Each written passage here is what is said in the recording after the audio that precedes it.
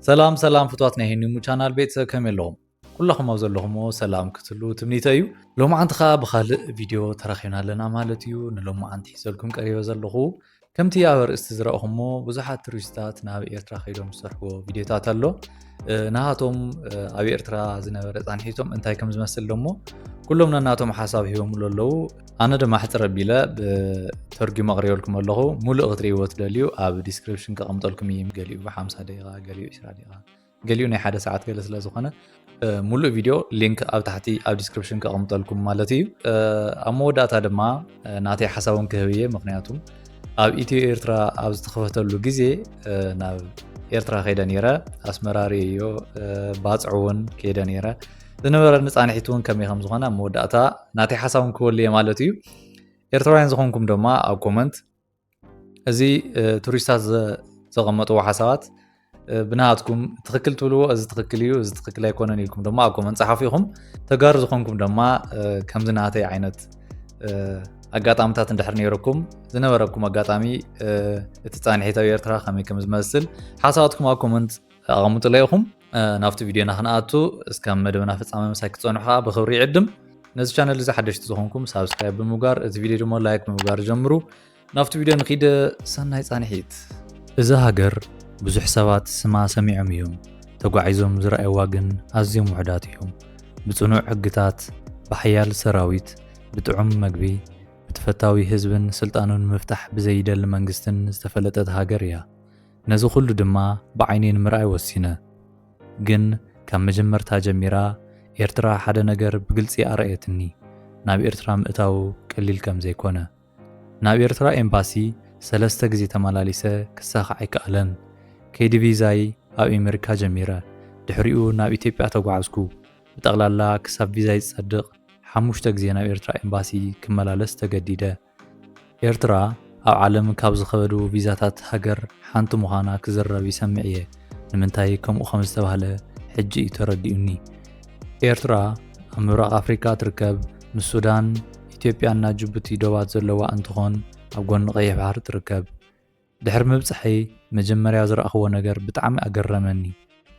ኣብ ህይወተይ ከምዚ ዓይነት ናይ መቐበሊ ሻንጣ ስርዓት ሪአ ኣይፈልጥን መስመር የለን ስርዓት የለን እቲ ሻንጣታት እናውፁ እዮም ዝድርብይዎ ካብ ኤርፖርት ወጻኢ ቱሪስታት ብዓርሶም ክንቀሳቐሱ ኣይፍቀደሎምን ናብ ከተማ ንምእታው ብታክሲ ጥራይ እዩ ዝፍቀድ ናይ 10 ደቂቃ ጉዕዞ ብ$20 እዮም ዝወስድኻ እቲ ዝወሰደኒ ናይ ታክሲ ሹፈር ኣነ ቋንቋ ኣይፈልጥን ንሱን ቋንቋ ኣይፈልጥን ግን ኩሉ ጉዕዛና ብስሓቂና ወዲናዮ ኣብ ኤርትራ ምጓዓዝ ቀሊል ኣይኮነን ኢንተርኔት የለን ዋይፋይ የለን ንቱሪስታት ሲም ካርድ ኣይፍቀድን ኤቲኤም የለን ሆቴል ብኦንላይን ምምዝጋብ ኣይከኣልን ኩሉ ነገር ብእግርና ተዘዋወርካ ክትረኽቦ ኣለካ እቲ ዝዓረፍ ኩሉ ሆቴል $31 ንሓደ ለይቲ እዩ ነይሩ ዳርጋ ሙሉእ መዓልቲ መብራህቲ ጠፊኡ ውዒሉ ውዑይ ሻወር ኣብ ንግሆ ን2 ሰዓትን ኣብ ምሸት ን2 ሰዓትን ጥራይ እዩ ዝፍቀድ ግን ነዚ ኩሉ ዝሽፍን ሓደ ነገር ኣሎ እቲ ህዝቢ ርህሩህ ልቢ ክብሪ ሰብ ደስ ዝብል ኣቀባብላ ጋሻ ኣለዎ ምስ እዚ ኩሉ ፀገም እኳ ሰሓቆም ኣይጠፍአን ኣስመራ ካፒታል ናይ ኤርትራ ንእሽተይ ሮማ ተባሂላ ትፍለጥ ዘደንቕ ናይ ጣልያን ኣርት ዶኮ ህንጻታት ፒዛ ፓስታ ጀላቶ ኮታስ ኣብ ኣፍሪካ ክትረኽቦም ኢልካ ዘይትጽበዮም ነገራት ኣብ ጎደናታት ኣስመራ ትረኽቦም ብተወሳኺ ድማ እዛ ከተማ ኣብ ዩኔስኮ ናይ ዓለም ቅርሲ ቦታ ኮይና ምምዝጋባ ዘደንቕ እዩ ድሕሪኡ ናብ መደብር ዕዳጋ ኣተኹ ኣብዚ ቦታ ምንም ነገር ዝጓሓፍ የለን ዝተቆራረፀ ሓፂን ዝተሰበረ ጎማ ስብርባር ጣውላታት ኮታስ ኩሉ ነገር ኣብዚ ቦታ ከም ሓድሽ እዩ ህይወት ዝረክብ ብሓደ ወገን ሓፂን ሰራሕተኛታት ብኻልእ ወገን ደቂ ኣንስትዮ ባህላዊ ቅመማት ዘዳልዋ እዚ ቦታ መንፈስ ኤርትራ እዩ እቶም ዝተወገዱ ነገራት ከም ብሓድሽ ኣብ ጥቕሚ ምውዓል ኣብዚ ቦታ ጥበብ ኣይኮነን ዕለታዊ መነባብሮ ደኣ እምበር ካብዚ ኩሉ ነገራት ሓደ ትምህርቲ ተማሃርኩ ኣብ ኤርትራ ምንባር ቀሊል ኣይኮነን ገደባት ኣለዋ ፀገማት ኣለዋ ግን እቲ ህዝባ ካባኻ ምንም ከይደለየ بحاليوتن بفقرن ዝቕበል ህዝቢ እዩ ኤርትራ ክትቕበለካ ብትዕግስቲ ምጻእ ብኽፉት ልቢ እቶ ምኽንያቱ እዚ ዓዲ ንኸይትርስዓ ዝገብሩኻ ህዝቢ ኣለዋ ሰው እሞ ኢንተርኔት ዳርጋ ዘይብላ ሃገር እንታይ ክትመስል ከም ትኽእል ኤቲኤም የለን ክሬዲት ካርድ የለን ዘመናዊ ነገራት ብዙሕ ኣይርከብን ኣብዚ ህይወት ብቕልል ዝበለ እያ ትቕፅል እቲ ሽግር ግን ገና ኣብ ምእታዊ እዩ ጀሚሩ ኣብ ኤርፖርት ናይ ቪዛ ፕሮሰስ ክውድእ ንኽልተ ሰዓት ተጸበየ ኩሉ ሰብ ከይዱ ኣብቲ ኣየር መንገዲ በይነ ተሪፈ ፕሪንት መግበር ተበላሽሎም ኮፍ ኣቢሎምኒ መተካእታ ፕሪንተር ከመይ ዘይብሎም መዓዝ ከም ዝውድእ ለይ ዘይፈልጥ ምጽባይ ጥራይ ድሕሪ 2 ሰዓትን ፈርቓን ግዝያዊ ፍቓድ ሂቦምኒ ንሓደ መዓልቲ ጥራይ ዘገልግል ማለት ጽባሕ እንደገና ናብ ኤርፖርት ክመለስ ኣለኒ ቀዳማይ ዝኸዶ ቦታ እንዳቡን ኤርትራ ቀደም ብጣልያን ተገዚኣ ስለ ዝነበረት እቲ ናይ ጣልያናውያን ባህሊ ቡን ኣብዚ ተሪፉ እዩ ናይ ጣልያን ኤስፕሬሶን ናይ ኢትዮጵያ ቡንን ብሓደ ሓዋዊስካ ኣብዚ ዓለም እቲ ዝበለጸ ቡና ትረክብ እዚ ማኪያቶ ኣብ ህይወተይ ካብ ዝተተኽዎ ቡን እቲ ዝበለጸ እዩ ብዙሓት ሰባት ኤርትራ ክበሃል ሰሚዖም ኣይፈልጡን ቱሪዝም ብጣዕሚ ዝተገደበ እዩ ካብ ኣስመራ ክትወፅእ ፍቓድ የድልየካ ኢንተርኔት ብጣዕሚ ድኹም እዩ ሰባት ኣፍሪቃዊት ሰሜን ኮርያ ይብልዋ ናጽነት ዘረባ የለን ናጽነት ፕረስ የለን ወታደራዊ ኣገልግሎት መወዳእታ ይብሉን ካልእ ድማ ህንጻታት ጣልያን ጀላቶ ደወል ቤተ ክርስቲያን ታሪኽን ባህልን ክሳብ ሕጂ ህያው እዮም ናብ ቤተ ክርስቲያን ከይደ ነይረ ነፍሲ ወከፍ ጻዕዳ ተኸዲኑ ተባዕትዮን ኣንስትዮን ኩሎም ብጸጥታ ይጽልዩ መንፈስካ ዘህድእ ሰላማዊ ሃይማኖታዊ ቦታ ደገ ምስ ወጻኻ ግን ናብቲ ሽግራት ትምለስ ክሬዲት ካርድ የለን ልቓሕ የለን ናብራኻ ዘቕልሉ ኣፕሊኬሽናት የለውን ኩሉ ብጥረ ገንዘብ ጥራይ እዩ ዝንቀሳቐስ ኣብ ጅቦኻ ገንዘብ እንተዘይብልካ ገንዘብ የብልካን ግን ኤርትራ ብዛዕባ ዝጥራይ ኣይኮነትን ብዛዕባ ሰባት እያ ምግቢ የቕርቡልካ ካብ ዘለዎም የካፍሉኻ ንኻሜራ ክረአዩ ዘይኮነስ እቲ መነባብሮም ከምኡ ስለ ዝኾነ እዩ ብዛዕባ ጋሻ ምቕባል ብዛዕባ ዘለካ ምክፋል ብዛዕባ ሰላም እዩ ክገርመኩም ኣብ ሓደ እንዳ ጀላቶ ድንኳን ሓደ ሽማግለ ዝተዛረበና ይርስዖን ምዕቡላት ዘይክንከውን ንኽእል ኢና ግን ብሰላም ኢና ንነብር እዚ ድማ ንኤርትራ ካብዝን ላዕሊ ብዝበለጸ ዝገልጽ ቃል የለን ኤርትራ ምናልባት ኣብ ዓለም ዝተነጸለት ሃገር ክትኸውን ትኽእል እያ ግን ልዕሊ ኩሉ ልግሲ ሰብኣውነት ምስ ሰብ ዘለዎም ርክብ ካብ ካልኦት ቦታታት ዝተፈለየን ዘደንቕን እዩ ካብ ሕዚ ኤርትራ ክለዓል ከሎ ናብ እምሮይ ዝመጽእ እዚ እዩ ሎሚ ካብተን ኣብ ዓለም ዝተነጸለ ሃገራት ሓንቲ ናብ ዝኾነት ኤርትራ እየ ክበጽሕ ነፃ ሚድያ የለን ነፃ ምንቅስቓስ የለን ሲም ካርድ የለን ንብዙሕ ዓመታት ድማ ብዙሓት ሰባት ካብ ሃገሮም ምውፃእ እኳ ኣይፍቀደሎምን ነይሩ ዝብል ይሰምዕ እየ ግን እቲ ሓቂ እንታይ ከም ዝኾነ ከይደ ኸረጋግጽ እየ ብሓደ ንርአዮ ንነዊሕ ዓመታት ናብ ኤርትራ ምጓዓዝ ዳርጋ ዘይሕሰብ እዩ ነይሩ ቪዛ ብጣዕሚ ክቡር እዩ ነይሩ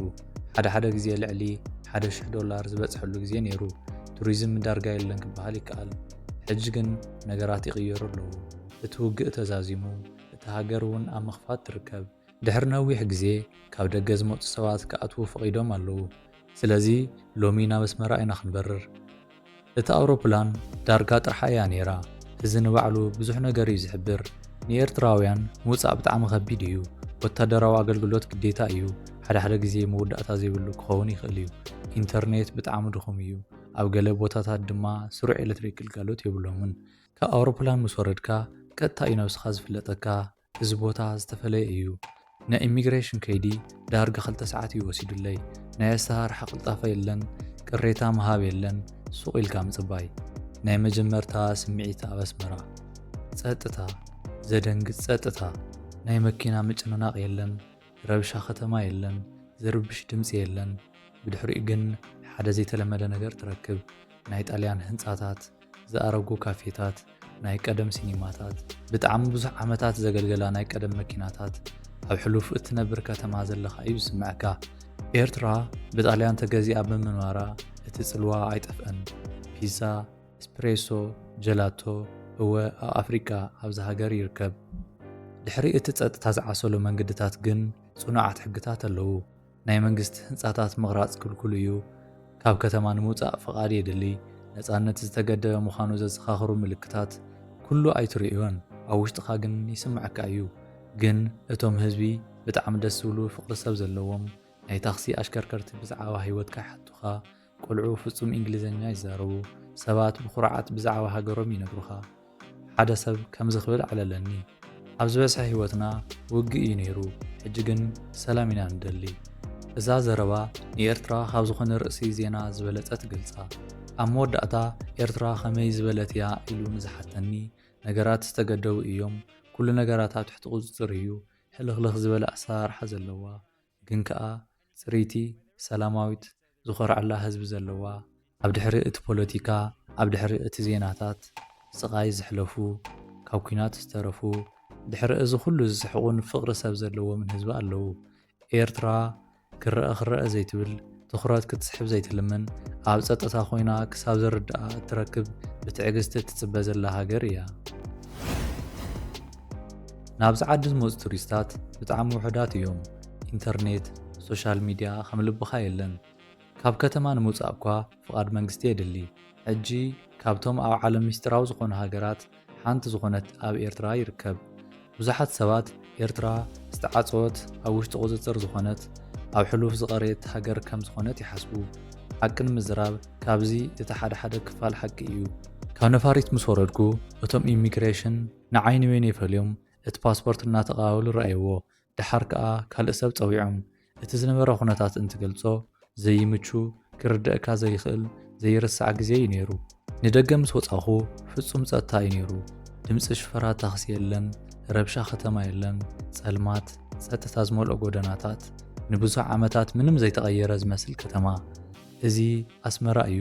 ህንፃታት ጣልያን ክሳብ ሎሚ ዘይተቐየሩ ኢንተርኔት ንምርካብ ባዕሉ ዓርሲ ዝኸኣለ ጉዕዞ እዩ ዝደሊ ሰባት 30 ክሳብ 45 ደቂቕ ይፅበዩ ሓደ ኢሜይል ንምልኣኽ ጥራይ ኣነ ግን ተስፋ ቆሪፀ ገዲፈዮ ኣብ ኤርትራ ቡን ካብ ኩሉ ነገር ንላዕሊ እዩ ቡን ክትብል ብሓቂ ቡን እዩ ኣብ ሓዊ ዝተቐለወ ቡን ጅንጅብል ብብዙሕ መጠን ዝኣተዎ ኣብ ጎኑ ድማ ቆልዑ ዕምበባ ዘለዎ እዚ ኣቀራርባ ኣብዚ ንቡር እዩ ግን ኣብ ድሕሪ እዚ ፀጥታ ዝዓሰሎ ጎደናታት ከቢድ ታሪክ ኣሎ ካብ ከተማ ንምውፃእ ፍቃድ መንግስቲ የድሊ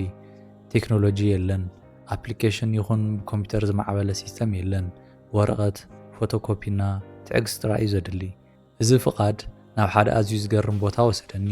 ናብ መቃብር ታንክታት ካብ ቅድሚ 30 ዓመት ውግእ ዝተረፉ ታንክታት ሰባት ድማ ኣብ መንጎኦም ይነብሩ ቆልዑ ኣብ መንጎ እቲ ናይ ውግእ ዝተረፈ ፍርስራስ ይፃወቱ እዚ መዓልታዊ ናብርኦም እዩ ግን ህይወት ትቕፅል ኣብዚ ዕዳጋ ዘየለ ነገር የለን ኣጣል ኣግማል ኩሉ ንመሸጣ ዝቐረበ እዩ መራሒ ዘይብለይ ናበይ ከም ዝኸይድ ዘይፈልጥ ጉዕዞ ምስ ጀመርኩ ሽዑ እየ እቲ ብቓላት ዘይግለጽ ማሕበራዊ ህይወቶም ብናቕ ዝጀመርኩ ሰባት ምሳይ ይስሕቑ ይፃወቱ መጎም ኣካፊሎምኒ ቻይናዊ እዮም መሲሎም ነይረ ምክንያቱ መብዛሕትኦም ፅርግያታት ዝተሃንፁ ብቻይናውያን እዮም ጥንታዊ ናይ ጣልያን ሲኒማታት ክሳብ ሎሚ ኣለዉ ገለ ኩዕሶ ማእከላት ኮይኖም ገለ ድማ መንበሪ ገዛ ኣብ ትሕቲ ፖስተር ናይ ፊልም ዝድቅስ ሓደ ሰብ እውን ርያ ኣለኹ እዚ ካብ ሰባት ብዙሕ ዘይተሰምዕዎ ናይ ኤርትራ ገጽ እዩ ከምቲ ኣብ ዜና እትሰምዕዎ ሃገር ጥራሕ ከይኮነት ኣብዚ ሃገር ዘለዉ ሰባት ምስ ኩሉ ዝስሕቁ ዓለሞም ዘካፍሉ ህዝብታት እዮም እሽምባር ከስተመልከትና ናይቶም ቱሪስት ዘቕርቦ ሓሳባት እዚ ይመስል እቲ ናተይ ዝነበረ ንፃንሒት ክንመጽእ ከለና ድማ ምስቲ ናቶም ሓሳባት ዘስማዕምዐኒ ነገራት ኣሎ ንሱ ድማ እንታይ እዩ እቲ ንዓይ ኣብ ኣስመራን ኣብ ባፅዕን ዝነበረ ንፃንሒት ክገልጾ ከለኹ እቲ ናይ ሰብ ፍቕሪ ምንም መግለፂ የብሉን ብጣዕሚ ደስ ዝብል ናይ ሰብ ክብሪ ዘለዎም ህዝብታት እቲ ዝነበሮም ኣቀባብሎም ብጣዕሚ ደስ ዝብል እዩ ነይሩ እንዲያውም ሓደ ግዜ ኣብ ኣስመራ ገዛ ብርሃኑ ዝበሃል ኣሎ ኣብኡ ከባቢ ዓራት ሒዝናስ ኣጋምሸት ምናምን ኣካባቢ ኣቲናና ኣብታት ኣካባቢ ዓራት ምሕዳር ዝኾን እንዳደለና ከለና ኣብኡ ከባቢ ኸይድና ብድሕሪኡ ዝኾነት ቆልዓ ትወስደና እሞ ኣብ ዝኾነ መንበሪ ገዛ እዩ ካብኡ ዘካሪቡ ዓራት እውን እኒአዎም ማለት እዩ ብግሩፕ ኮይና ኢና ኸይድና ነርና ብድሕሪኡ ኣብቲ ገዛኦም ሓዲርና ምስ ወግሐ ድማ እንታይ ኢሎምና ከይቆረስኩም ቡና ከይሰተኹም ኣይትኸዱን ኢሎም ብድሕሪኡ ቆሪስና ቡና ሰቲና ኢና ኸይድና እናት ዝነበረ ነገራት ብጣዕሚ ደስ ዝብል እዩ ትፍቅሮም ዝነበረ ብጣዕሚ ደስ ዝብል እዩ እዞም ቱሪስታት ዝረኽሞ መብዛሕትኦም ዝስማዕምዑሉ ነገራት ተሃለወ